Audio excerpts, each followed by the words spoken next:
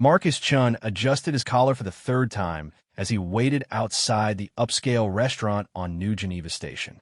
The artificial gravity felt slightly off compared to Earth standard, making his dress shoes feel heavier than usual. His friend Jake had insisted this blind date would be perfect, a fellow human colonist who worked in the station's administrative sector. What Jake hadn't mentioned was that she'd be 2 hours late. The orbital station hummed with activity around him. Alien species of every description moved through the commercial district. Tall, graceful Etherians with their translucent skin, stocky Corvin miners with their rock-like hide, and sleek Zephyrian traders whose tentacles moved in complex patterns as they negotiated deals. Humans were still relatively new to this corner of the galaxy, having only achieved faster-than-light travel 30 years ago. Marcus checked his wrist communicator again. Sarah, his date, had stopped responding to messages an hour ago. As a veteran of the Terran Colonial Marines, he'd learned patience during long deployments on hostile worlds, but this was testing even his military-trained composure. A Corvin couple walked past, their children scampering between their legs. The sight reminded him of his own lost family back on Mars Colony 7. His wife and daughter had been killed in a raider attack while he was deployed defending another system. That was 3 years ago, and he still wore his wedding ring. Tonight was supposed to be his first real attempt at moving forward, at Jake's insistence.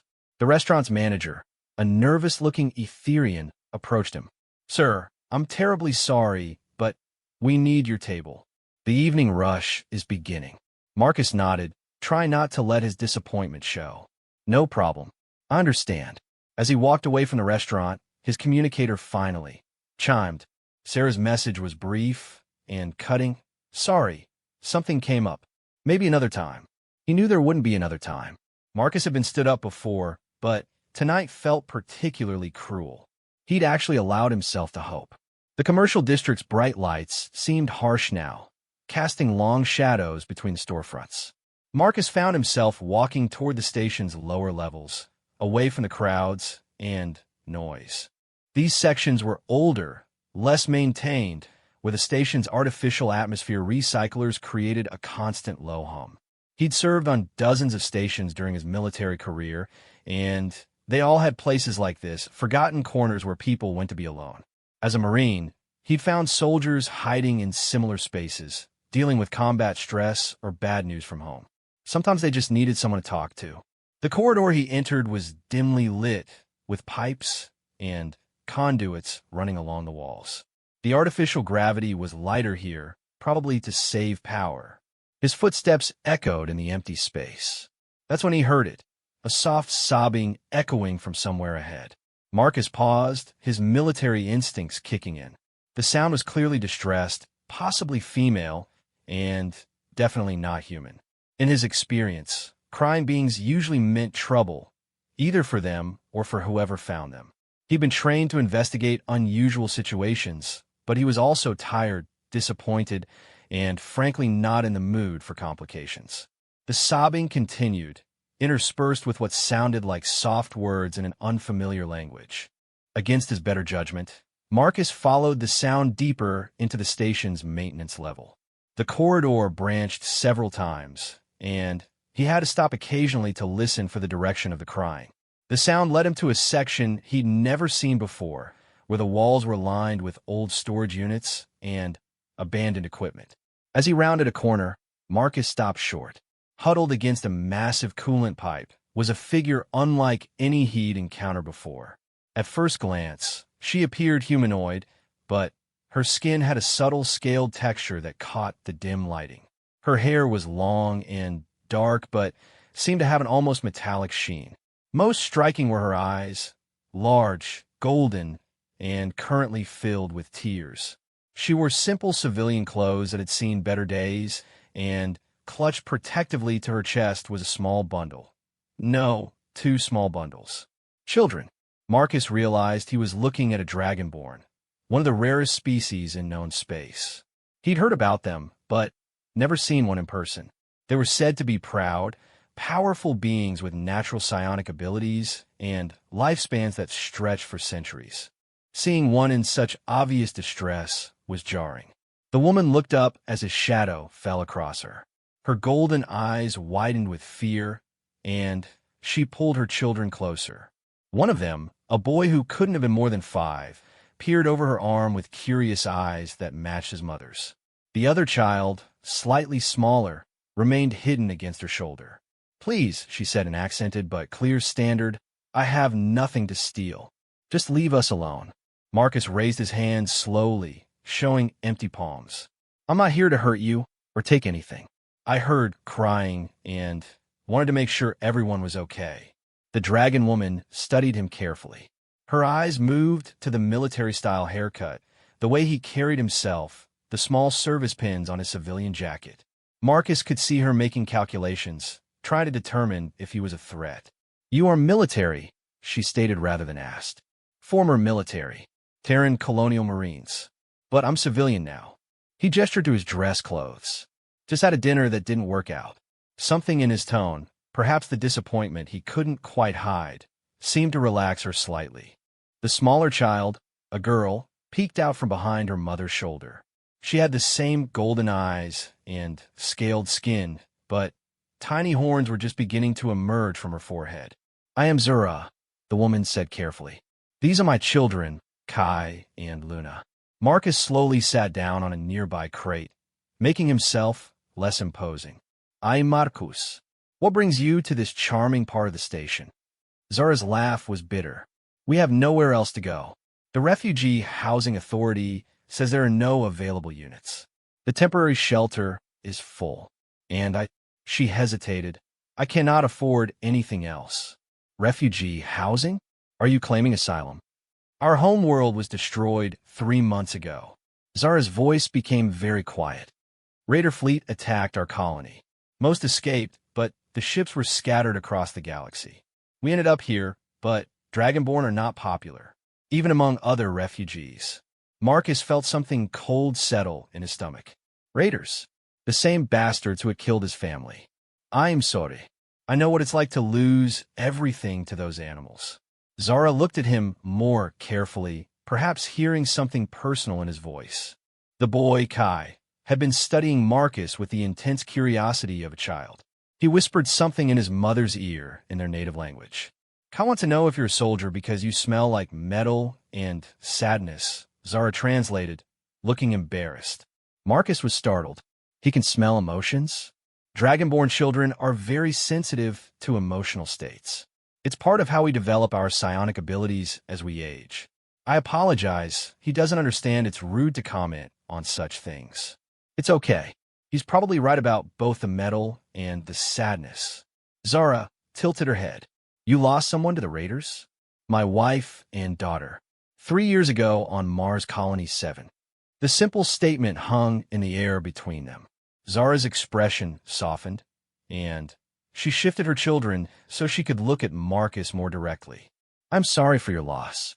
Kai, Luna, and I lost their father in the attack on our world." He stayed behind to help others evacuate. They sat in comfortable silence for a moment, two strangers bonded by shared grief and the cruelty of the galaxy's most brutal predators. Luna, the smaller child, finally spoke up in a tiny voice. "Mama, I'm hungry." Zara's face tightened with pain. "I know, little star. Soon." Marcus recognized that expression, the look of a parent trying to stay strong while watching their child suffer. He'd seen it on his own wife's face during the lean months after his deployment pay was delayed.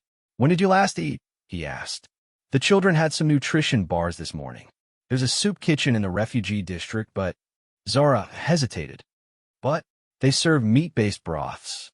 Dragonborn are vegetarian. And yesterday someone threw the soup at Kai when they realized what we were." Marcus felt anger building in his chest. He'd spent years fighting to protect innocent civilians, only to find that some of those same civilians were capable of such cruelty toward children. "Are there other Dragonborn refugees here?" "A few scattered throughout the station, but we don't organize. Too dangerous. Better to stay hidden, blend in where possible." Marcus looked at the 3 of them, mother and children huddled in a maintenance corridor, hungry and afraid, hiding from the very people who should have been helping them. His ruined evening suddenly seemed trivial by comparison. "Look," he said, "I know we just met, and I know you have every reason to be suspicious of strangers, but I have an idea. There's a 24-hour diner on level 7 that serves good vegetarian food. My treat, if you're interested." Zara's eyes widened with suspicion. "Why would you help us?" Marcus considered his answer carefully. "Because I've been where you are, lost, angry, and trying to figure out what comes next. Because your kids are hungry, and that's not something I could just walk away from. And because tonight was supposed to be about moving forward with my life, and maybe helping someone else move forward with theirs is a better way to do that than sitting in some fancy restaurant making small talk." Zara studied his face for a long moment. Kai whispered something else to her, and she responded in their language. The children looked at Marcus with those large golden eyes, and he felt something stir in his chest that he hadn't felt in years, the desire to protect. "Kai says you smell like truth now, and that your sadness has colors like ours," Zara said finally. "We accept your offer, Marcus of the Terran Colonial Marines." As they gathered themselves to leave, Marcus realized his disastrous evening had just become something entirely different. He didn't know what he was getting himself into, but for the first time since his family's death, he felt like he was doing something that mattered. The diner on level 7 was a human-operated establishment called Terra's Kitchen, one of the few places on the station that stayed open around the clock. Marcus had eaten there countless times during his off-duty hours, appreciating both the familiar Earth-style food and the fact that the staff didn't ask too many questions. Tonight, however, walking in with Zara and her children drew immediate attention. The evening crowd was typical for this hour, shift workers grabbing late dinners, insomniacs seeking coffee and conversation, and the occasional spacer looking for a cheap meal between transport connections. Most were human, with a few Etherians and Corvins scattered throughout the booths. As Marcus led his unusual group to a corner booth, he noticed the subtle shift in atmosphere. Conversations didn't stop, but they grew quieter. Eyes followed them, lingering on Zara's scaled skin and the children's distinctive golden eyes. "Maybe this was a mistake," Zara whispered, unconsciously pulling Kai and Luna closer. "It's fine," Marcus said firmly, though he noted the stares as well. "Let's sit." The booth was designed for human proportions, but dragonborn physiology was similar enough that Zara and the children fit comfortably. Luna immediately pressed against the window, fascinated by the view of ships docking at the station's outer ring. Kai remained watchful, his young face serious as he monitored the other diners. Their waitress approached, a middle-aged human woman named Betty whom Marcus had chatted with dozens of times. Tonight, her usual friendly demeanor seemed strained. "Evening, Marcus," she said then, nodded carefully to Zara. "What can I get for you folks?" Marcus handed menus to Zara and Kai. "Take your time and order whatever you want," he told them. "Betty, could we get some milk for the kids? And maybe some of those dinner rolls while we decide." Betty's professional smile faltered slightly. "I'll check on the milk. We might be out." Marcus's expression hardened. "You had milk an hour ago when I walked past. I saw you serving it to the Corvin family at table 6. An uncomfortable silence stretched between them. Betty glanced around the diner, noting that several other customers were watching the exchange. "It's okay," Zara said quietly. "Water is fine." "No, it's not okay," Marcus replied, his marine training making his voice carry just enough authority to be unmistakable. "Betty, 2 glasses of milk for the children and a pot of coffee for the adults." "Thank you." Betty nodded quickly and hurried away. Zara looked embarrassed, but Marcus noticed that some of the other diners had stopped staring and returned to their own conversations. "You didn't need to do that," Zara said. "Yes, I did. Kids deserve milk with their dinner, regardless of what species they are." Luna had been following the conversation with interest beyond her apparent years. She tugged on Marcus's sleeve and whispered something in her musical native language. Zara translated with a slight smile. "She wants to know if you're going to be our protector now." Marcus felt something twist in his chest. "What did you tell her?" "I told her that humans are very complicated and we'll have to wait and see." Kai had been studying the menu with intense concentration. He pointed to a picture and spoke to his mother in their language. He wants the vegetable pasta, Zara explained. But he's worried about the cost. Marcus leaned toward the boy. Kai, do you know what it means when someone says my treat? Kai shook his head. It means I'm buying dinner because I want to, not because you owe me anything. You can order whatever looks good, okay? The boy's golden eyes studied Marcus carefully. Then he nodded solemnly. Betty returned with the drinks and a basket of warm rolls. Her manner was more professional now, though still cautious. Have you decided what you'd like? Luna immediately reached for a roll, then stopped and looked at her mother for permission. Zara nodded, and the little girl bit into the bread with obvious hunger. They ordered vegetable pasta for Kai, grilled cheese, and tomato soup for Luna, a large salad for Zara, and a burger for Marcus. As Betty walked away, Marcus noticed the conversations in the diner had resumed their normal volume. Tell me about your home world, Marcus said, trying to ease the tension. Zara's expression grew distant. Drakmore Prime. Beautiful place, vast forests, crystal lakes, cities built into mountainsides. We've been there for over 2 centuries, ever since the first Dragonborn colony ships found it. 2 centuries? How old are you, if you don't mind me asking? I'm 93, which is young adult for my people. These two are still very much children. Kai is 7, Luna is 5. Marcus did quick math in his head. So you'll live for several hundred years, if we live natural lives. Dragonborn age slowly once we reach maturity. The implications of that struck Marcus hard. These children would outlive him, possibly by centuries. Whatever help he could offer would be temporary by their standards. Luna had finished a roll and was eyeing another. Marcus pushed the basket closer to her. Help yourself. The little girl beamed at him and took another roll, breaking it in half to share with her brother. Your children are very well behaved, Marcus observed. Zara's expression grew sad. They've learned to be quiet, to not draw attention. Before the attack, they were loud, playful children. Now, Kai suddenly straightened in his seat, his nostrils flaring slightly. He whispered urgently to his mother in their language. Zara's face went pale. Someone is coming. Someone angry. Marcus turned to see 3 humans approaching their table. He recognized the type immediately. Spacers by their clothing, probably crew from one of the freight haulers docked at the station. They moved with the swagger of men looking for trouble, and their leader was wearing a jacket with patches from several known anti-alien organizations. Well, the leader said loudly enough for half the diner to hear. Look what we've got here. A human collaborator buying dinner for some scaly refugees. Marcus remained seated, but his posture shifted subtly. Anyone with military experience would have recognized the change. A predator preparing to move.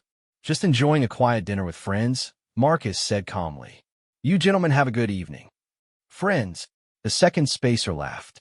Those lizard things probably can't even digest human food.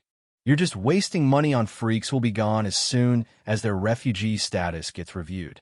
Zara had gone very still, her arms protectively around both children. Luna looked frightened, but Kai was watching Marcus with intense curiosity. I'm going to ask you once to move along, Marcus said, still calm but with steel entering his voice. The leader stepped closer. Or what? You think because you've got military bearing, you can intimidate honest working spacers? We've got rights too, and one of them is not having to eat near alien trash. The diner had gone completely quiet now. Marcus could sense Betty hovering nearby, probably trying to decide whether to call station security. Marcus slowly stood up, and the spacers suddenly realized they'd misjudged their target. At full height, Marcus was taller than any of them, and his careful movements suggested combat training. Gentlemen, Marcus said conversationally, I spent 10 years in the colonial marines fighting to protect human colonies from raiders, slavers, and anyone else who threatened innocent people. These children and their mother are refugees who lost everything when their world was destroyed by the same raiders I spent my career fighting. He took a step forward, and the lead spacer unconsciously stepped back. Now, you can either return to your table and finish your meal like civilized beings, or you can continue this conversation outside where we won't disturb other diners. Your choice. The three spacers looked at each other uncertainly. The leader was clearly trying to save face, but the other two seemed ready to retreat. This isn't over, the leader muttered. Yes, it is, Marcus replied. It's very much over. The spacers turned and left, pushing through the diner's doors with forced bravado. The normal conversational buzz slowly resumed, though Marcus noticed several patrons nodding approvingly in their direction. As Marcus sat back down, he realized his hand was shaking slightly, not from fear but from suppressed rage. The protective instinct that had driven him through a decade of military service was roaring back to life. Thank you, Zara said softly. You shouldn't have to thank me for basic human decency. Their food arrived, and Betty's manner had warmed considerably. That was well done, she said quietly to Marcus. Those three have been causing problems all week. As they ate, Marcus watched the children begin to relax. Luna chattered in her mix of standard and native language, while Kai asked careful questions about human food and customs. Zara seemed to be fighting back tears. Hey, Marcus said gently. You okay? It's been so long since anyone stood up for us. Since anyone treated us like we mattered. You do matter. All three of you. As they finished their meal, Marcus found himself making a decision that would have seemed impossible just hours earlier. His failed date had led him to exactly where he needed to be, not moving forward from his past, but finally finding a way to honor it. Zara, he said carefully, I have a proposal for you. Zara set down her fork and looked at Marcus with guarded hope. What kind of proposal? I have a 2-bedroom apartment in the civilian housing sector. It's bigger than I need, and I spend most of my time at work anyway. You and the kids could stay there while you get back on your feet. The offer hung in the air between them. Luna had fallen asleep against her mother's shoulder, exhausted by the day's stress and the first full meal she'd had in days. Kai continued eating slowly, but Marcus could tell he was listening to every word. That's very generous, Zara said carefully, but I can't accept charity. I have nothing to offer in return. It's not charity. I'm thinking more like a mutually beneficial arrangement. Marcus had been formulating this idea while they ate, partly driven by protective instinct and partly by practical considerations he was only now beginning to understand. I work for the station's external security division. Basically, I help coordinate defenses against pirate raids and other threats. It's important work, but it requires me to be away from the station for days or weeks at a time. Having someone reliable to maintain the apartment, maybe help with some basic tasks, would actually be helpful. Zara studied his face. You're being kind, but what you're describing doesn't require housing 3 refugees. Marcus sighed. Okay, you're right. The truth is, I've been living alone in that apartment for 3 years, and it's slowly driving me insane. Every evening I come home to empty rooms that echo with memories I can't escape. Maybe having people there, especially kids, would help both of us. There is honesty in his voice now that made Zara's expression soften. Besides, Marcus continued, I've seen how Dragonborn are treated here. You need allies, and I need a reason to come home that doesn't involve staring at the walls until I fall asleep on the couch. Kai finished his pasta and whispered something to his mother. She responded in their language, and he nodded thoughtfully. What did he say? Marcus asked. He wants to know if we can trust you not to hurt us when you get sad or angry. The question hit Marcus like a physical blow. Of course they would be concerned about that. Refugees, especially ones with children, had to be constantly aware of power dynamics and potential threats. That's a very smart question, Marcus said, speaking directly to Kai. I promise you that I will never, ever hurt you or your mother or your sister, even if I'm sad or angry or having a bad day. Do you know what a promise means? Okay, inoldet seriously. Good, because I spent my whole military career keeping promises to protect people, and I've never broken one. Zara watched this exchange with growing emotion. When Kai whispered something else to her, she actually smiled for the first time that evening. He says you smell like truth again, and that your sadness is getting mixed with protector colors. Protector colors? Dragonborn children can sense emotional states as colors and textures. It's hard to explain in standard, but apparently you smell like someone who makes others safe. Marcus felt something warm spread through his chest. So what do you think? Want to try this arrangement for a few weeks and see how it goes? Zara looked around the diner, noting that several patrons were still occasionally glancing their way. Some with curiosity, others with less friendly expressions. How do we get to your apartment without causing more problems? We take the express lift to the civilian levels. Most people there are family types, less likely to cause trouble. And once you're established in my building, you'll have legal residency status that makes it harder for anyone to hassle you. Legal residency status? Marcus nodded. As long as you're listed as occupants of my apartment, you're under the protection of civilian housing laws. Much better than refugee status in terms of legal protections. Zara was quiet for a long moment, clearly weighing the decision. Finally, she spoke. There are things you should know about dragonborn biology before you make this offer. We're not exactly like humans, such as our children develop psionic abilities gradually as they age. Right now, Kai and Luna can sense emotions and project simple thoughts to each other and to me. As they get older, their abilities will become stronger. Marcus shrugged. I've worked with psionic species before. The Etherians on my security team have much stronger abilities than what you're describing. We also have different dietary needs.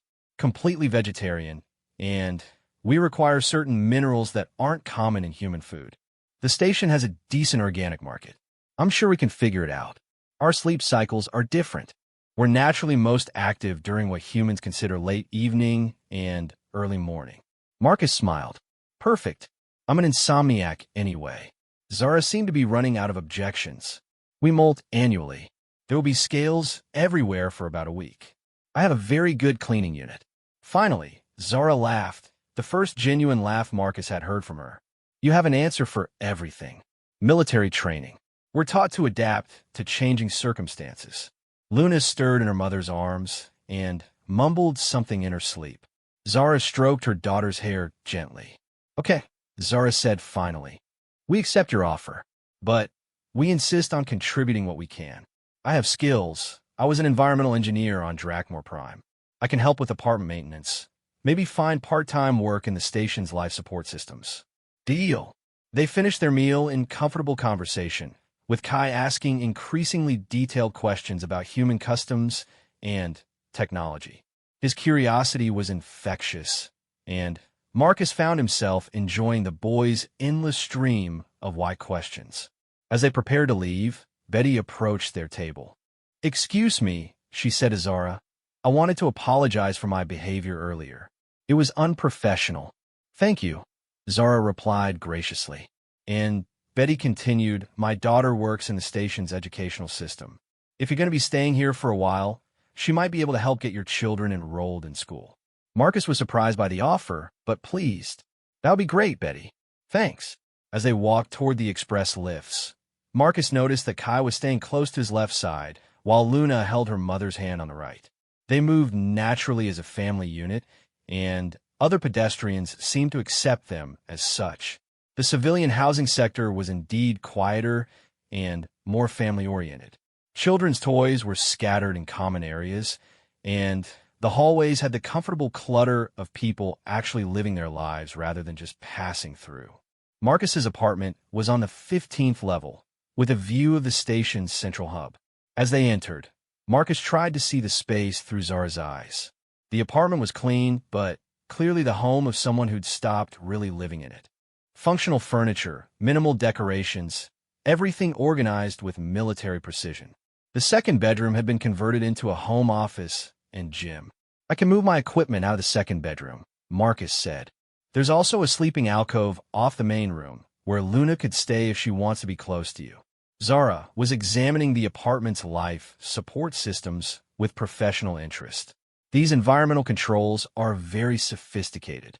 I could optimize them for mixed species habitation. Kai had discovered Marcus's bookshelf and was staring in fascination at the collection of military history and technical manuals. Do you like to read? Marcus asked. Kai nodded enthusiastically and said something in his native language. He reads constantly, Zara translated. On Drakmore Prime, he was already studying advanced mathematics and engineering concepts. He's very bright. Has some technical journals he might find interesting. And there's a good library on level 12. Luna had woken up completely and was exploring the apartment with the fearless curiosity of a 5-year-old. She discovered the kitchen and called out excitedly to her mother. She wants to know if the food preparation unit can make the sweet cakes she remembers from home, Zara explained. We'll figure out, Marcus promised. As Zara settled the children for the night in the main bedroom, Marcus reorganized his home office. The work was oddly satisfying, making space for others in a life that had been solitary for too long. When Zara emerged from the bedroom, she found Marcus setting up a temporary bed for himself on the living room couch. You don't have to give up your bedroom, she protested. It's fine. The couch is comfortable, and this way the kids can settle in without feeling like they're displacing me. Zara sat down in one of the chairs facing him. Marcus, why are you really doing this? He considered several diplomatic answers before settling on honesty. Because 3 years ago, I lost my family to raiders, and I've been angry and empty ever since. Tonight, I met another family that was hurt by the same bastards, and for the first time since my wife and daughter died, I felt like I could do something meaningful to fight back. Fighting back by helping refugees. Fighting back by proving that their way doesn't win. Raiders destroy families, communities, hope. Every family they can't break. Every child they can't make homeless and afraid. Every person who refuses to live in fear. That a victory against everything they stand for. Zara was quiet for a long moment. That's a very human way of thinking about resistance. Is it different for Dragonborn? We think in terms of rebuilding rather than fighting back. But perhaps your approach has merit as well. As they prepared for sleep, Marcus realized that for the first time in 3 years, his apartment felt like a home rather than just a place to exist between deployments. The sound of children's voices, the presence of family, even if they weren't his family, had awakened something in him that he'd thought was dead forever. Outside the apartment's windows, New Geneva Station continued its endless rotation, carrying them all toward an uncertain future. But for tonight, they were safe, fed, and together. It was enough. 3 weeks later, Marcus returned from a patrol mission to find his apartment transformed into something he barely recognized. A home filled with life, laughter, and the controlled chaos that comes with children. Luna had turned the living room into an art studio, with drawings covering every available surface. Her pictures showed the station, the people she'd met, and, increasingly, scenes of their new family unit. Kai had claimed a corner near the window where he'd set up an impressive collection of library books and engineering journals, creating what he called his learning space. But it was the smell that hit Marcus first.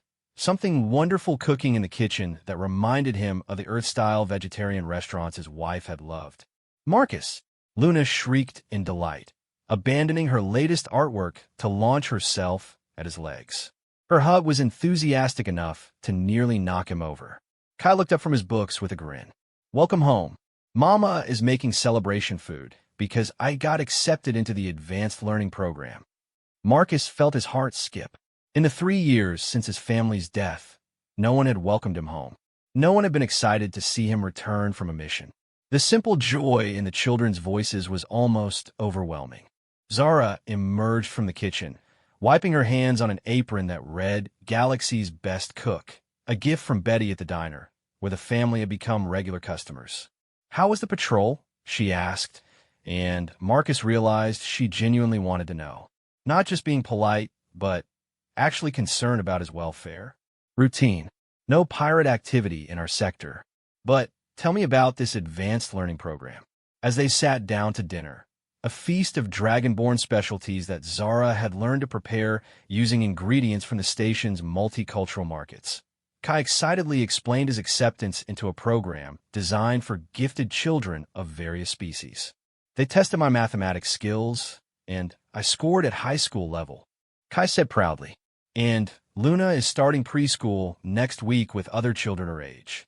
Marcus looked at Luna, who was carefully eating her food with the improved table manners Zara had been teaching her. Are you excited about school? Luna nodded enthusiastically. Teacher says I can teach other children about Dragonborn culture if I want to. Mama said I should be proud of who I am. Your mother is absolutely right. During dinner, Marcus noticed how much the family had changed in just 3 weeks.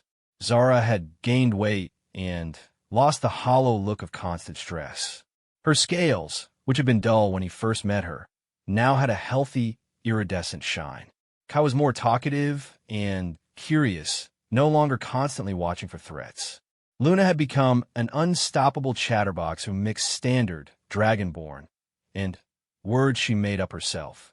But the biggest change was in how they interacted with him. What had started as grateful politeness had evolved into genuine affection. Luna treated him like a beloved uncle.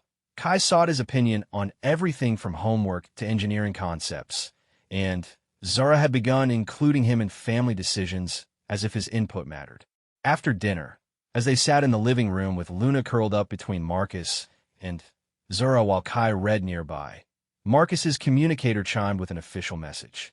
His expression must have changed as he read, because Zara immediately asked, "Bad news? I'm being deployed to Kepler Station. There's been a series of raider attacks in that sector, and they want experienced personnel to help coordinate the response." "How long?" Kai asked, looking up from his book. "Minimum 2 weeks, possibly longer depending on what we find." Luna looked confused. "You're leaving?" Marcus knelt down to her level. "Just for work, little star? I'll come back. Promise." The simple word hit him harder than he expected. "I promise." That night, after the children were asleep, Marcus found Zara sitting on the apartment's small balcony, looking out at the stars. "Worried about the deployment?" she asked as he joined her. "No more than usual." "Why?" "Kai has been having dreams. Disturbing ones involving you and danger." Marcus frowned. "Dreams? Is that part of the psionic development?" Sometimes Dragonborn children develop precognitive abilities. Usually they're not very clear or reliable, but you're concerned. Zara nodded. He's been right about smaller things lately. He predicted that Luna would make friends with the Etherian girl in her preschool class 3 days before they met.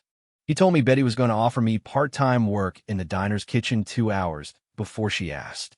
Marcus had noticed Kai's uncanny ability to anticipate events, but he'd attributed it to the boy's intelligence and observational skills. What exactly has he been dreaming? Fire. Ships exploding. You fighting something much larger than yourself. And she hesitated. And what? Us crying. All of us, but especially Luna. They sat in silence for a moment, watching the traffic of ships moving around the station's docking rings. "Marcus," Zara said finally, "what happens to us if you don't come back?" The question was practical rather than emotional, but it still made Marcus's chest tighten. "You have legal residency status now. The apartment lease is in all our names. Financially, you'd be fine for several months, and by then, you should have enough established credit to qualify for your own place." "That's not what I meant." Marcus looked at her, noting the way starlight caught the subtle patterns in her scaled skin. "What did you mean?" "I meant that we've all started thinking of you as family. Not just the provider of shelter or the human who helped us, but actual family. If something happened to you." She didn't finish the sentence, but she didn't need to. "Zara, in the 3 years since I lost my wife and daughter, I've been basically dead inside. Going through the motions of living without actually being alive.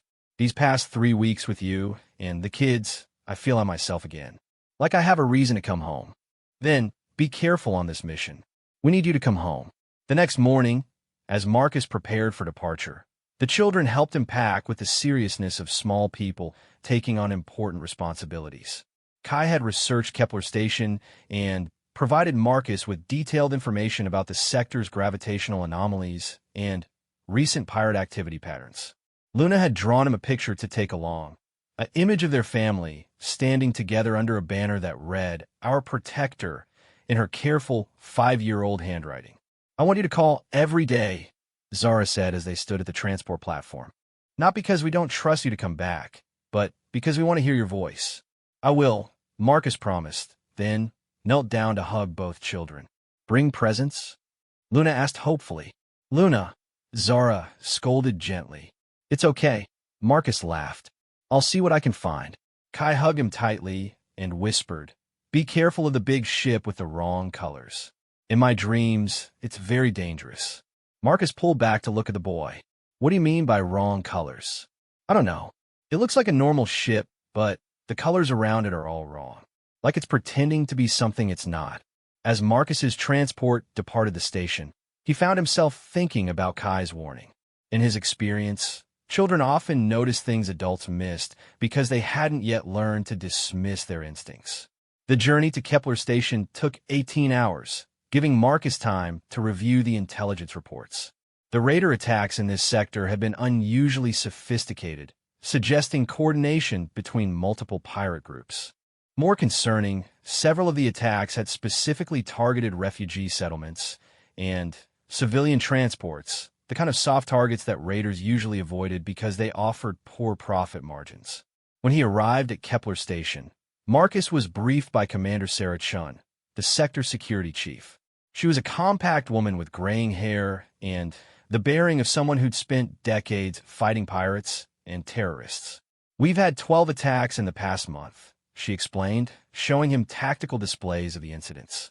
All hitting civilian targets, all using unusually advanced tactics. It's like they're not even interested in loot, they're just causing maximum casualties and terror. Marcus studied the attack patterns. "This looks more like military strategy than piracy." "That's what we think. Someone is organizing these raiders, giving them intelligence and coordination. We think they're building up for something bigger." "Any idea what?" Commander Chun activated another display showing the locations of major refugee settlements in the sector. "We think they're planning to hit New Haven Colony. It's the largest refugee settlement in 3 sectors. Over 40,000 displaced persons from 12 different worlds." Marcus felt ice form in his stomach. Dragonborn refugees, among others. What? Personal interest. What do you think they'll move? "Intelligence suggests within the next week. We're organizing a joint defense task force, but frankly, we're outnumbered.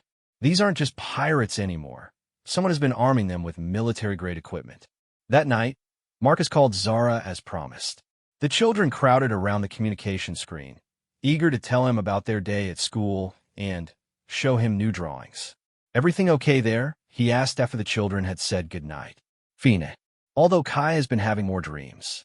He says the dangerous ship is getting closer." "Does he see anything else in these dreams?" "Fire. Lots of fire.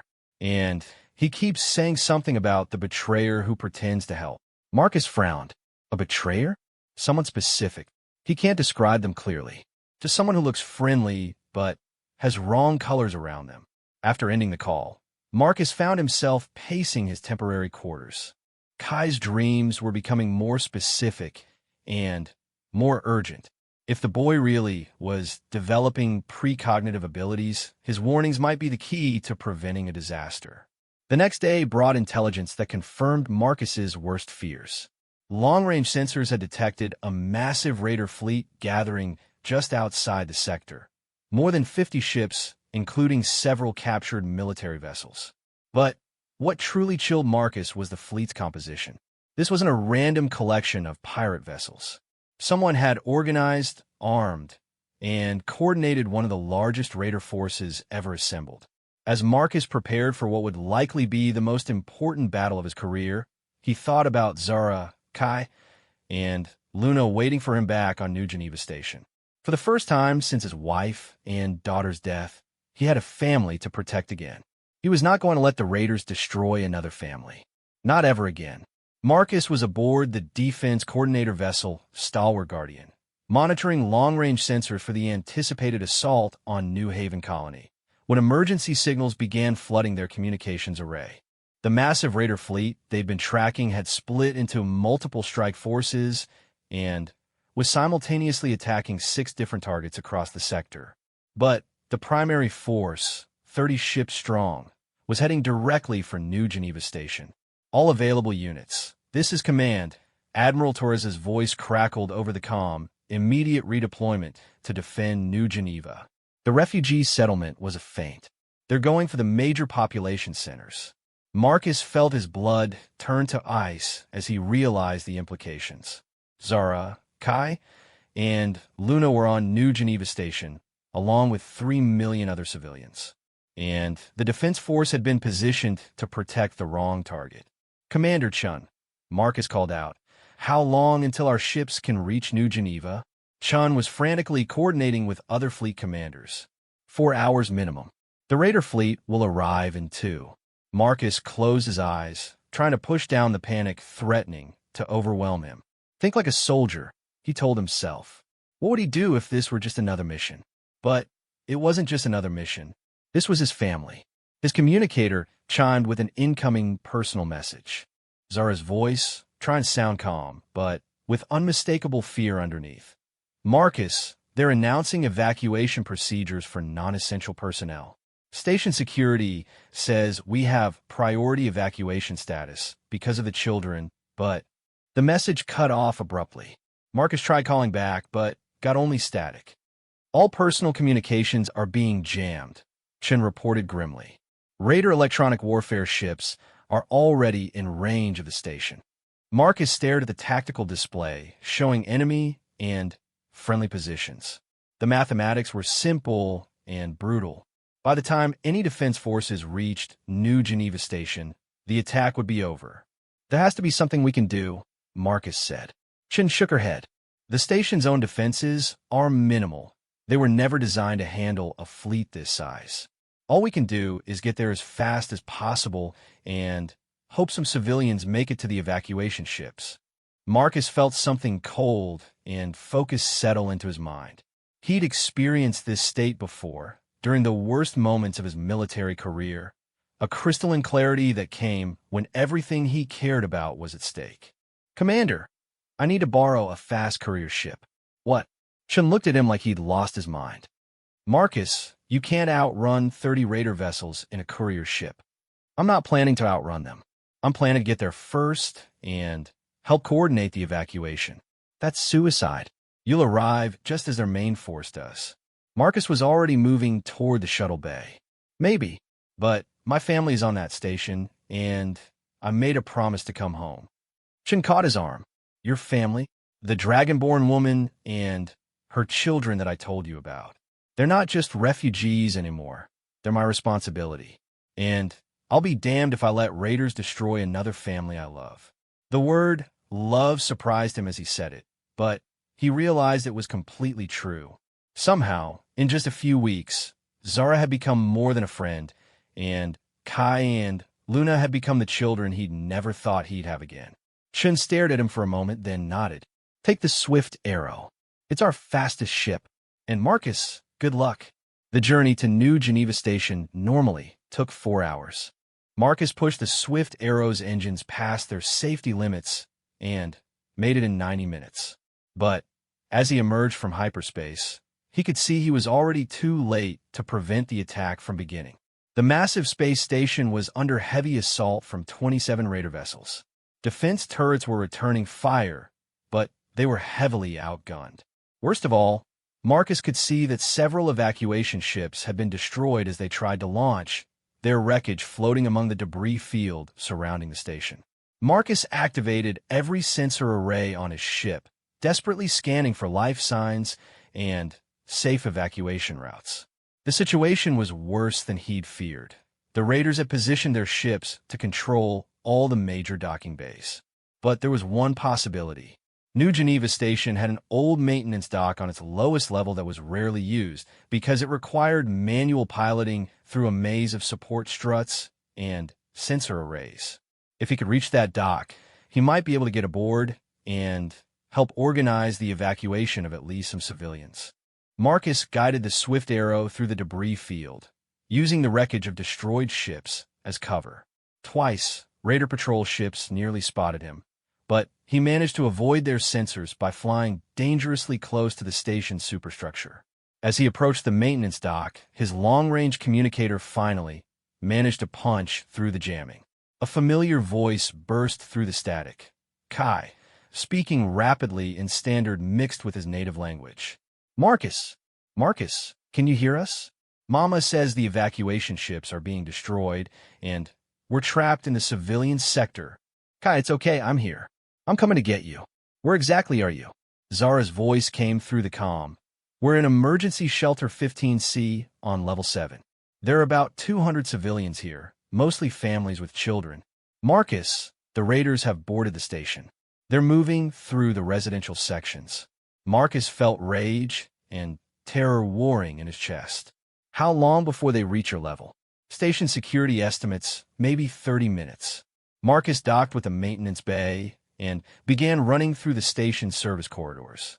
He'd studied the schematics during his time living there, but navigating the maintenance levels during an emergency was still challenging. As he moved through the station, he could hear the sounds of battle echoing from the main corridors. Energy weapon fire, explosions, and the screams of terrified civilians. The raiders weren't just looting. They were systematically hunting down anyone who tried to hide. When Marcus reached Level 7, he found chaos. Station security was trying to organize an evacuation, but they were outnumbered and outgunned. The civilian families in the emergency shelters were terrified, many with small children who didn't understand why they couldn't just go home. Marcus burst into Emergency Shelter 15C and immediately spotted his family. Zara was holding Luna close while Kai sat beside them, his young face set with determination beyond his years. "Marcus!" Luna shrieked, breaking free from her mother to launch herself at him. As Marcus hugged her, Kai grabbed his arm. "The betrayer ship is here," the boy said urgently. "The one from my dreams. It looks like a station security vessel, but it's really raiders." Marcus froze. "Kai, what do you mean?" "One of the ships attacking the station. It has station markings, but the colors around it are wrong. And there's a man on the station who works with them. He's been telling them where the civilians are hiding." Marcus realized the implications immediately. If the raiders had someone feeding them intelligence from inside the station, that would explain how they'd found so many hidden civilians so quickly. "Do you know who the betrayer is?" Kai shook his head. "I can only see his emotional colors in my dreams, not his face." A station security officer Marcus recognized, Lieutenant Brooks, approached them. "Chun, thank God you're here. We need to evacuate these civilians, but the raiders have cut off all the main evacuation routes." As Brooks spoke, Marcus noticed something that made his blood run cold. The man's uniform was pristine despite the ongoing battle, and he seemed remarkably calm for someone whose station was under attack. More importantly, Kai had gone very still and was staring at Brooks with wide, frightened eyes. Marcus caught Zara's eye and subtly shook his head when she started to speak. Instead, he addressed Brooks normally. "What's the situation, Lieutenant?" "Bad. We've lost contact with most of the evacuation ships, but I think I know a route to the secondary docking bay that might still be clear. If we move fast, we can get these civilians out." Kai tugged on Marcus's sleeve and whispered, "Wrong colors. Very wrong colors." Marcus made his decision. "That sounds like a good plan, Lieutenant. Why don't you lead the way, and I'll bring up the rear with the civilians." Brooks nodded and began organizing the evacuation. As the group of families prepared to move, Marcus quietly positioned himself so he could watch Brooks carefully. As they moved through the corridors, Brooks periodically checked his communicator and seemed to be sending brief messages. Marcus noticed that their route was taking them towards sections of the station where the raider boarding parties were most active.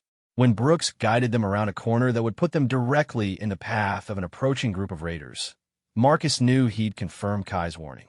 "Lieutenant Brooks," Marcus called out quietly. The man turned around, and Marcus saw something shift in his expression, a brief flash of calculation and malice before the professional mask slipped back into place. "Yes." Marcus was already moving as he spoke. His military training took over, and before Brooks could react, Marcus had disarmed him and pinned him against the wall. "How much did the raiders pay you to sell out your own station?" The mask fell away completely now, revealing the cruel satisfaction underneath. "Enough to retire comfortably on some rim world where nobody asks questions." "How many people have died because of you?" Brooks smiled. "Not nearly as many as will die when the main raider fleet arrives. This is just the opening act." Marcus felt a cold fury settle into his bones. This man had betrayed everything Marcus had spent his career defending, The safety of innocent civilians, the trust between protectors and protected, the basic human decency that separated civilization from chaos. Zura, Marcus called out without taking his eyes off Brooks. Take the children and the other families back to the emergency shelter. Contact station security on Channel 7 and tell that we have a compromised officer. What about you? Zara asked. Marcus looked at Brooks, then at the families huddled in the corridor. Scared children clinging to their parents, elderly civilians who'd survived so much only to face this new terror. I'm going to end this attack. That's impossible, Brooks laughed. There are 30 Raider ships out there. Marcus smiled grimly. Then, I guess we're about to find out what happens when you threaten a human's family. As Zara led the civilians back to safety, Marcus began planning something that would have seemed insane to any rational person. But Marcus had stopped feeling entirely rational the moment he realized the Raiders were targeting his new family. He was going to take the battle directly to the Raider fleet. And he was going to make sure every single one of them remembered why humans were considered the galaxy's most dangerous species when their loved ones were threatened. The fight for New Geneva Station was about to become very personal.